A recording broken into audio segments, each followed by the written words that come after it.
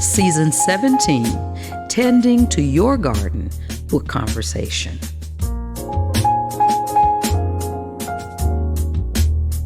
Okay, so what I would say, and I'm not a therapist, so I think I will pitch this to Dr. Sarah, in the sense that, so what would you call this, Dr. Sarah, where she's experienced her mother, who in a lot of ways was bestie, and then now her best friend just a month ago passed away. So how would you respond to that? I'm going to actually make it real basic. That now you're in a period or the season of revelation. You are now starting to acknowledge that your best friend was fulfilling a role, and it was needed. It was necessary. It was a part. But with that, she left you with the ability to trust and move forward in a way that you're going to meet someone else that's going to be just as much fun, that you can share those memories with. And what you feel right now in this season, whether it's grief, sadness, anger, frustration, you mentioned some financial losses, all of those things, you have to contend with that. And there's many layers to what you're experiencing right now, but you are exactly where you're supposed to be. And guess what?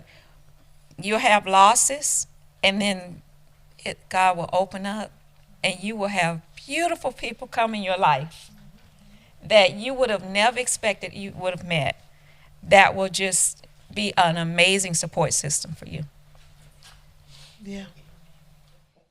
Back on the grief thing, Pastor Tony's mom was my sister, which was like my mother. She was my mother before she was their mother. My mom is a mother. My mother was a mother of 16, and now it's only 6 of us left. So I have had grief after grief after grief after grief, and then I lost my daughter right before I lost my second mom. So it's been a total. And now my husband for 58 years, he tell me every day he dying. Well, every day we all dying. So, so yeah, it's and I'm a caregiver, and I worked with hospice, so death has been all around me, and it keeps me going. It keeps me searching to do something for somebody else. So that's where I take grief. And you were speaking about your husband leaving you. Well, my husband used to walk the dogs, but he can't do it anymore. So now I have to walk the dogs. And they're 2 big dogs, but I run with them. So they keep me going. And so grief is something that you just take and you keep going. You take and you keep going, because you have to keep going until one day you go. So I moved through grief. Amen. Thank you.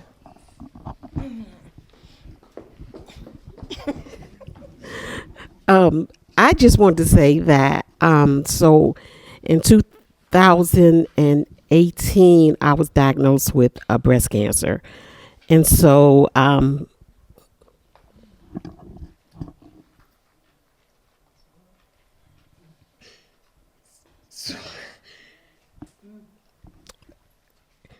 when he told me I had to have a mastectomy, I asked him anyway that we didn't have to do that. He told me no, we had to do it, but he told me that I would be okay. And so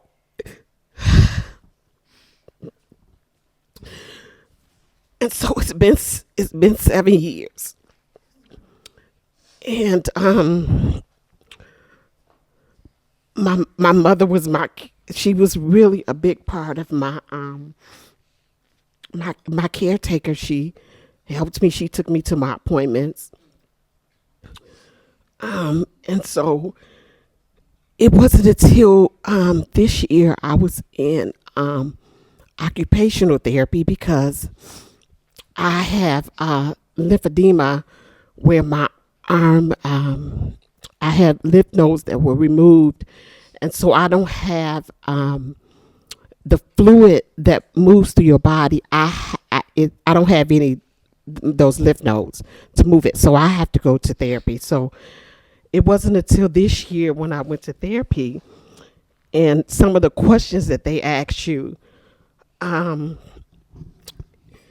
my therapist, every time I would come in when it was time to do an evaluation, she would just give me the form, and it would ask you, do you have limitations with opening jars? Do you have limitations showering, watching your back? Just different questions.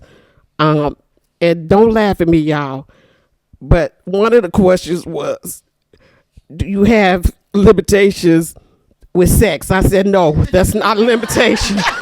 I don't do that no more. I'm good.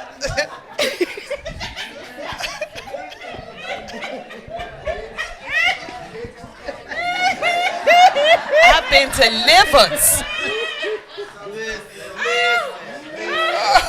I don't do that no more.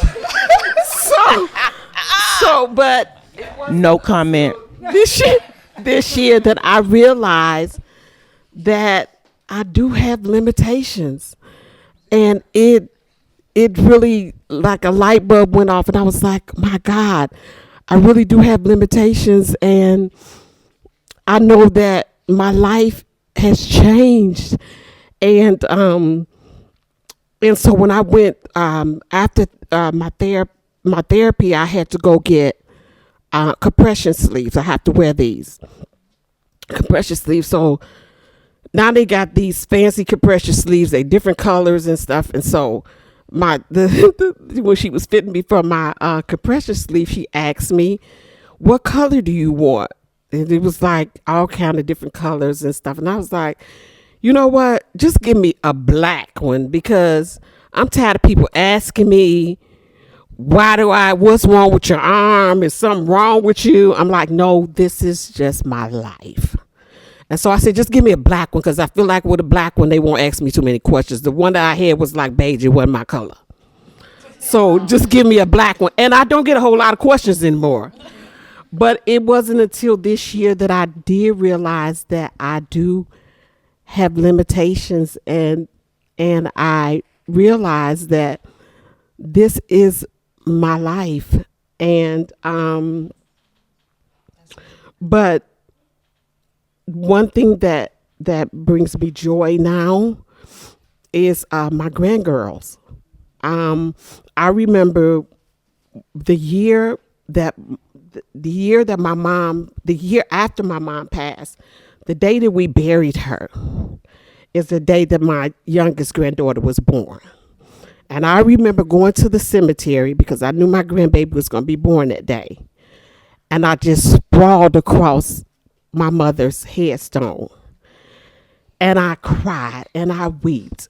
And I said, God has such a funny sense of humor, because now on June 4th, I have a reason to smile, because I have my grandbaby that was born on that day, and she is a ham. And you know, so when you were talking about that, Inez, it reminds me again of the garden motif. So I have hosta plants in my garden. And the one thing that I love about my hosta plants is every year they die. Every year they die. And when they die, they shrivel up. It's almost like by the time they're done dying, they really literally go back down into the ground almost. And you would think nothing else will grow there. But then every spring, without me doing anything, they grow again. And every year that I've had them, they grow back stronger, more vibrant. I was like, oh my God, they just almost take over. But it just reminds me, that's what life and death is all about. Things die. Yes. Things change. We have limitations. We have all kind of stuff but if you just stay on the journey,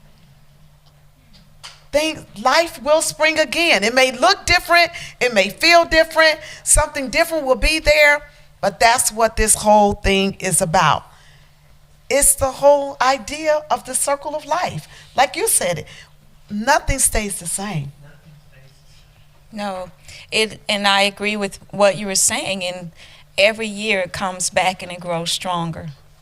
Every setback that you have encountered, you progress through the stages, and you got through it, and then you did something amazing, something that you didn't even think you could do.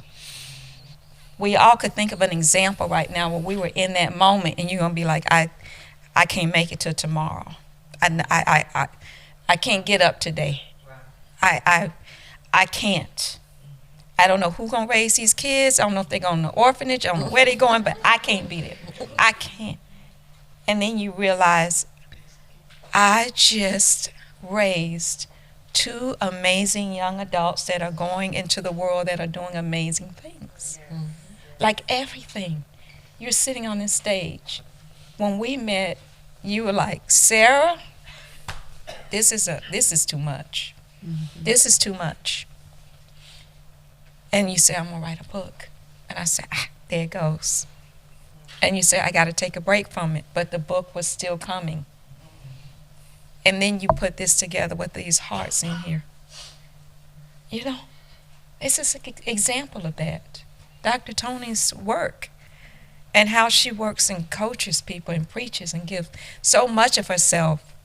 And her mother's like, that's my girl.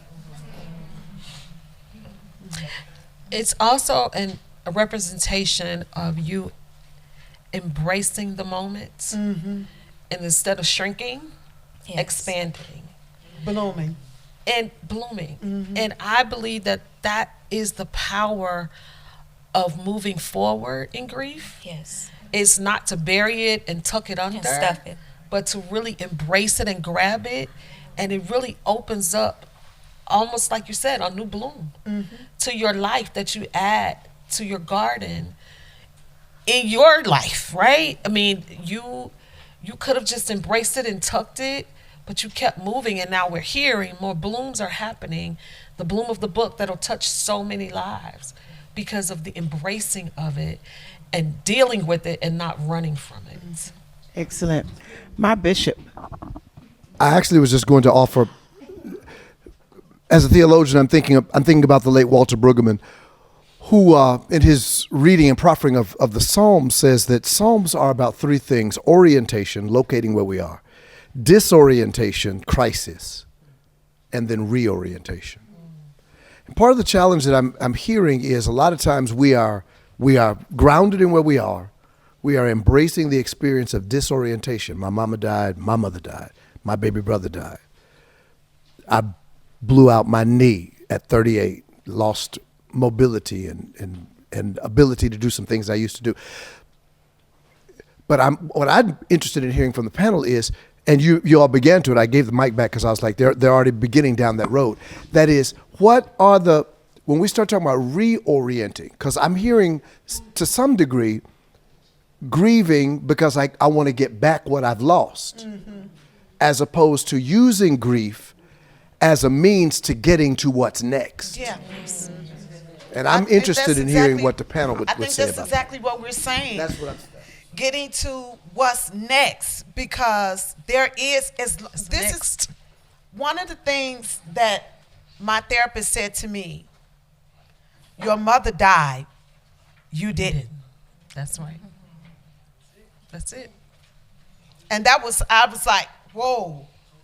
Because that meant since I'm still here, there's life. There's more left for me to do, right? So if I was supposed to die with her, then we would have died either close together or in a common disaster, right? But one of us was left here. So what is it that I'm supposed to be doing? I have to continue to live.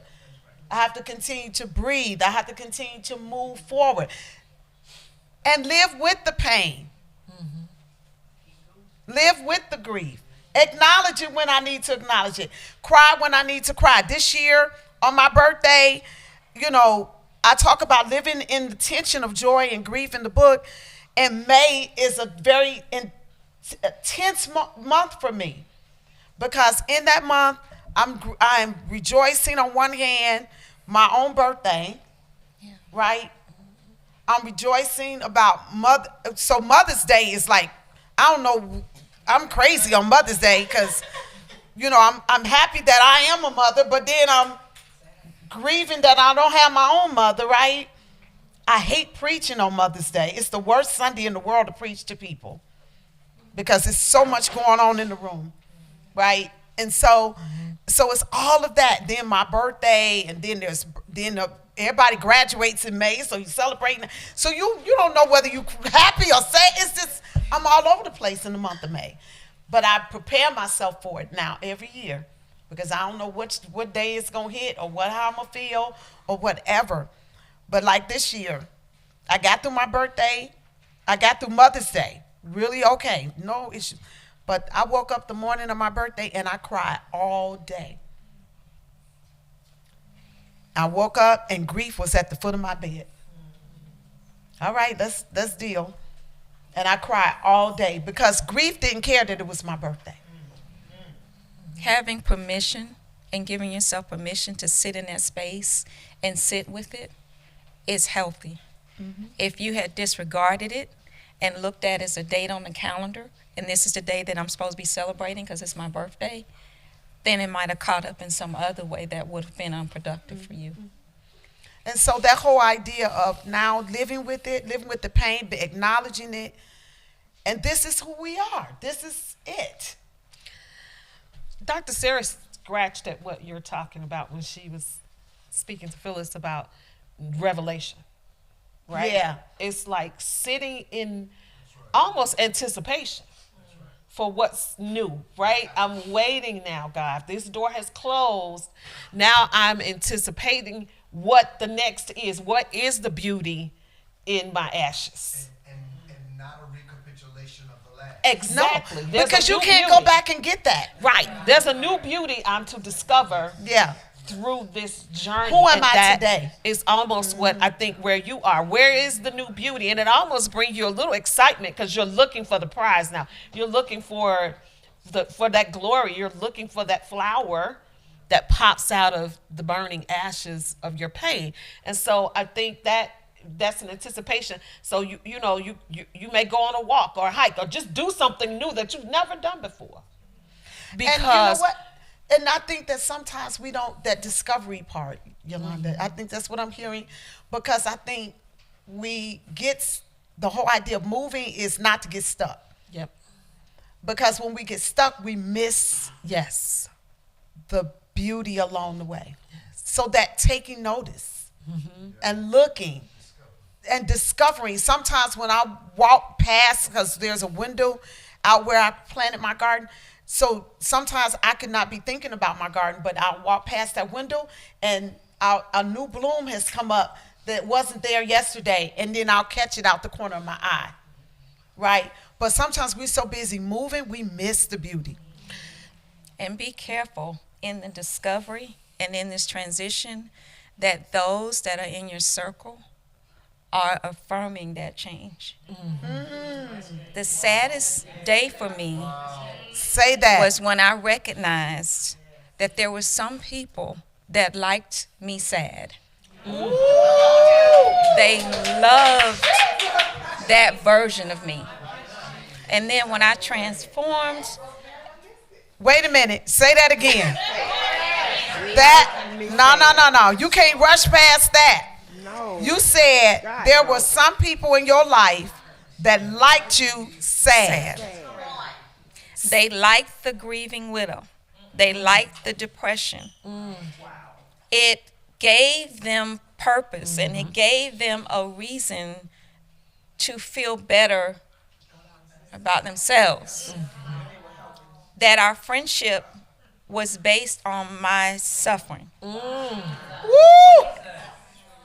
And when I backed up and I really looked at that, and I recognized that they may not intentionally be keeping me stuck, but they're keeping me stuck. Mm-hmm. Like I will not progress. My husband's widow. I will always be his widow. But I'm also Sarah. Mm-hmm. And I define myself in the moment that I'm in right now, not who I was and not who I used to be and not who the grief narrative that I think has been portrayed about what I'm supposed to be. So release that energy, release that thing that's keeping you stuck. And guess what? You got a psychotherapist in the room, so forgive me. Go ahead, be you. Sometimes that person is you. You like being sad. It's comfortable. That part. Y'all see why I asked her to write the foreword to the book? It's comfortable. It's easy. It's easier. It's and so then I have a problem, because as someone, fortunately, who experienced the loss of a child, and I tell people every time somebody comes to me and they're like, can you talk to this person? They lost a child.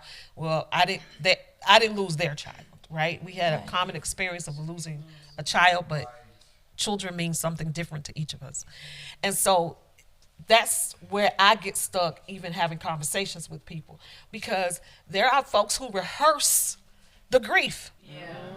The birthday is coming, they get their sackcloth out, and I'm gonna be in the bed all day. Like, you are planning. You are planning to be sad. You have staged the whole week that Friday is coming, and I'm supposed to be in the bed all day, because we don't talk about giving people the permission to move on. Yeah. I can't imagine as a widow, people not even wanting you to date.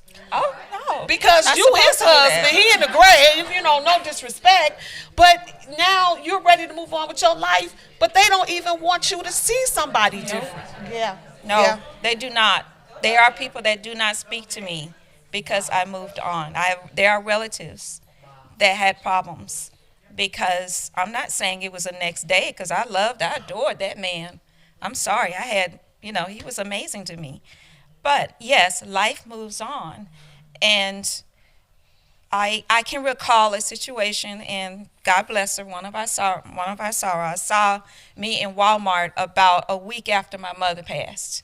My mother passed around the holidays. My children were 8 years old at that time. So my husband was living then. We were in Walmart buying Christmas gifts and getting Christmas stuff for my kids. Mm-hmm. And I had a smile on my face. I was being somewhat joyous because the children were excited about Christmas. And the person didn't know my mother had passed, so she asked how my mother was feeling, and I said, unfortunately, we lost her. And I gave her the date. She said, as in last week? I said, well, yeah, and she kind of gave me this judging look, as if I'm not supposed to be a mother to these innocent children who are also grieving. But we chose on that day to go see the Christmas lights, buy Christmas gifts, and put up a tree, because my mother's all-time favorite holiday was Christmas. Mm-hmm. Mm-hmm. She loved it. So I was actually doing that in Remembrance of her. memory. So please examine your circle and pay attention to yourself. Look in the mirror and see if you're holding on to some things, because it's very hard to move past that stage where you're sad and you get so much consolation from the world for the sadness. But then the growth part, where you wake up, put your makeup on, decide you're getting ready to do something else, and then that's when you might get pushed back. Well, what I'm hearing is, and I in my own experience with moving forward, and then also in helping other people move forward as a coach and as a pastor, what I hear is sometimes we don't want to take the responsibility for growth. Yes. Right? And so I can use my loss as a crutch.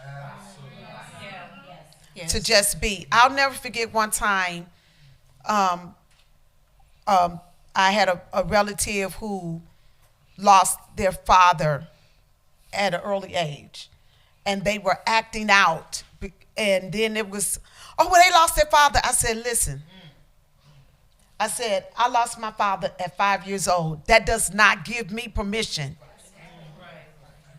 to just act a fool the rest of my life. Right? I was like, get a number and get in line. Because you are not the first one, nor will you be the last one. And that was a moment, gave him a moment to, but after a while it was like, okay, get it together. Because you got to live your life. And you can't live your life like this. This is not productive. And so I think sometimes we use our grief as a crutch or an excuse to not move forward or do the work that we need to do with whether it's anger, bitterness, whatever it is that we need to deal with, loneliness, low self-esteem, self-worth issues, whatever that is, getting in therapy and looking in the mirror and seeing, what do I need to do so I can be healthy and whole and move? Remember, it's moving. It's moving. I talk about Psalm 23 in the book. David said, yea, though I walk through the valley and the shadow of death. That means there's activity. I'm moving. Forward motion. It's forward motion. It's not getting stuck. As I walk through it, the shepherd is what? With me. So we're walking through it. We're not just staying stuck. We're not just sitting still, just letting life happen to us, right? We're finding meaning in it. We're finding purpose in it. And we're doing things like we talked about in the book, like what you did, Yolanda, with Raven. You developed Raven's Project. That was an expression from your grief, right? I'm looking at Carrie. She developed Mother's Legacy after her mother died. Oftentimes, people do things like I developed a scholarship in Mom's name before she passed away, right? Some things that I do now, when I run the marathons, I do that because Mom had mobility issues and Raven. So when we run, we're doing things that they could not do.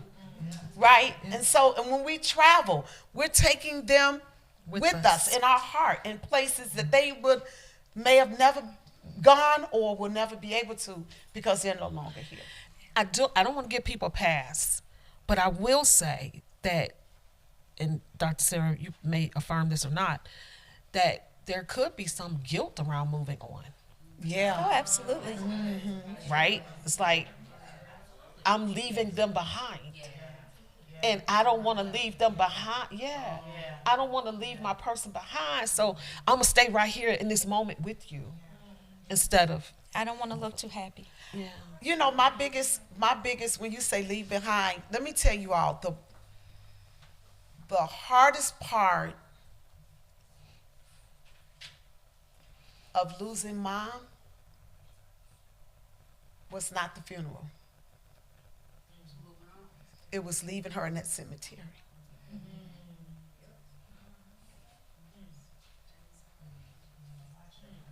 That was the hardest part. It wasn't the funeral. I thought I was going to pass out, before the funeral. I thought I was like, I'm going to be one of them people, ooh. It wasn't that. But it was when we drove away from the cemetery. And I thought, I'm leaving my mother in a cold, dark place. And while I know in my heart, I know she's dead, her body is dead, but I was having thoughts like, is she gonna be lonely? Is she gonna be okay? Right. Is she gonna be okay? She's here by herself. That was, so when you said moving forward. She's not by herself. Raven's with her. Raven's with her. Raven's right down the road. And Niecy was there every day. But that was the heart. So, but what I'm saying to you though is that symbol of moving on. Yeah. It's hard. That was hard because it was like, how do you move on with this person or thing or way of life, career, beyond everything, ministry, whatever, that my identity was connected to this. How do we move on?